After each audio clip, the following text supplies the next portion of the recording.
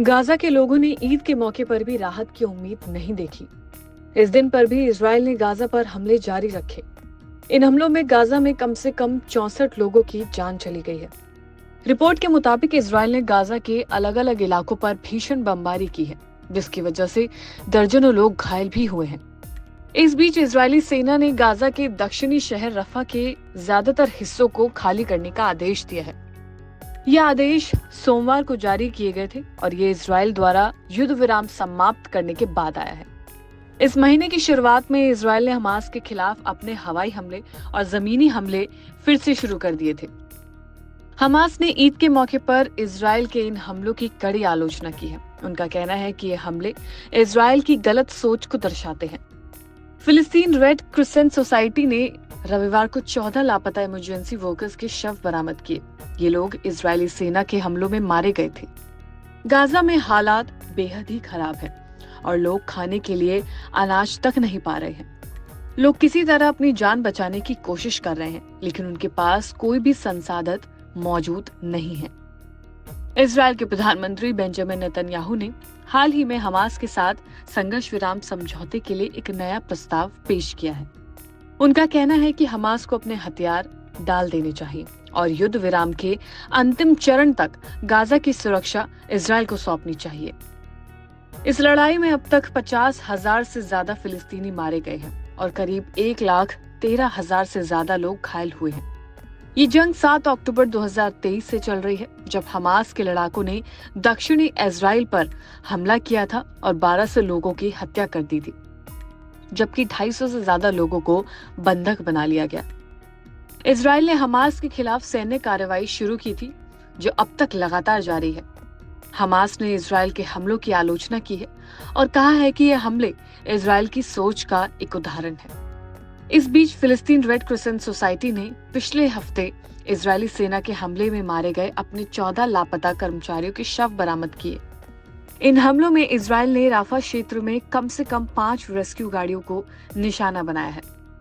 Gaza के लोग इस मुश्किल घड़ी में बहुत परेशान हैं। उनका कहना है कि उनके पास खाने के लिए कुछ भी नहीं है और वो किसी तरह अपनी जान बचाने की कोशिश कर रहे हैं। वहीं इजरायली पीएम ने फिर से हमास के साथ संघर्ष विराम के लिए एक नया प्रस्ताव भी पेश कर डाला, जिसमें नेतन्याहू का कहना है कि इजराइल के सामने अब हमास अपने हथियार डाल दे। मध्य पूर्व में स्थिति और भी ज्यादा गंभीर होती जा रही है। ईरान और अमेरिका के बीच बढ़ते तनाव से पूरे क्षेत्र की स्थिति युद्ध की ओर बढ़ रही है। ईरान के समर्थन वाले हुती विद्रोही भी लगातार अमेरिका और इजराइल पर हमले कर रहे हैं। इजराइल ने भी गाजा और लेबनान में मिसाइलें गिरनी शुरू कर दी हैं। अमेरिकी राष्ट्रपति डोनाल्ड ट्रंप ने इजराइल को परमाणु समझौते को लेकर धमकी दी है और कहा है कि अगर ईरान समझौते के लिए तैयार नहीं होता है तो बमबारी की जाएगी। ट्रंप ने कहा कि ये बमबारी ऐसी होगी जिसे ईरान ने पहले कभी नहीं देखा होगा। ट्रंप ने ये भी कहा कि वो ज्यादा टैरिफ भी लगा सकते हैं, जैसा कि उन्होंने अपने पहले कार्यकाल में किया था। ईरान ने अमेरिका से सीधे बातचीत के प्रस्ताव को ठुकराते हुए कहा कि वो सिर्फ अप्रत्यक्ष वार्ता को ही स्वीकार करेगा। ईरान ने हाल ही में अपनी सैन्य ताकत का भी प्रदर्शन किया है और एक अंडरग्राउंड मिसाइल मेगा सिटी का खुलासा किया है, जिसमें बैलिस्टिक मिसाइलें छुपाई गई हैं। ये कदम अमेरिका और उसके सहयोगी के लिए एक चेतावनी माना गया है कि अगर उन्होंने हमले की कोशिश की तो वो एक जोरदार दबाव देंगे।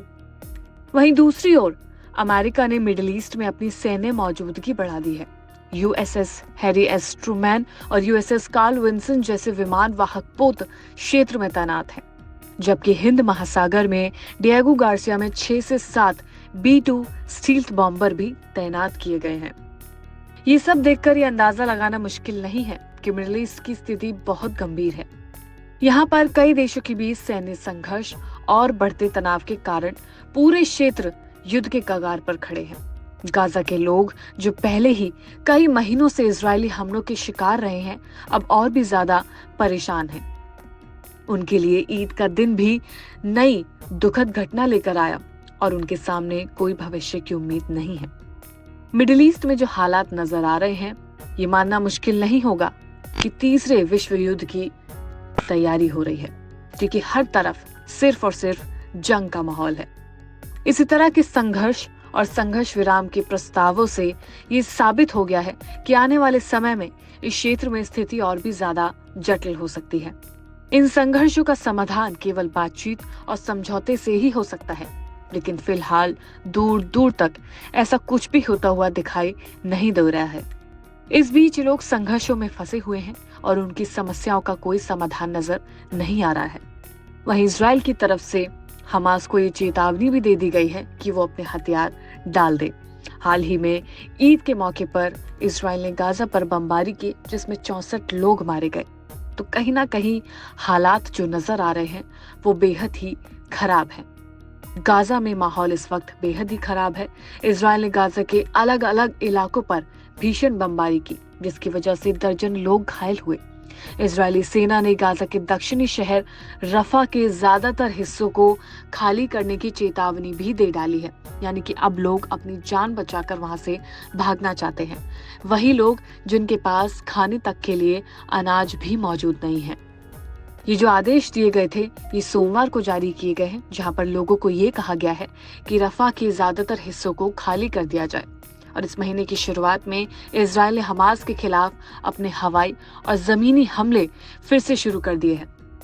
यानी कि एक और जहां सीज फायर को देखकर ये उम्मीद की जा रही थी कि शायद अब बंधकों की रिहाई होगी और ये जंग रुक जाएगी, लेकिन बीच में ही ये सीज फायर टूट गया। और सीज फायर टूटने का कारण बना ये जंग, जहां पर कोई भी एक दूसरे के सुनने के लिए राजी नहीं है।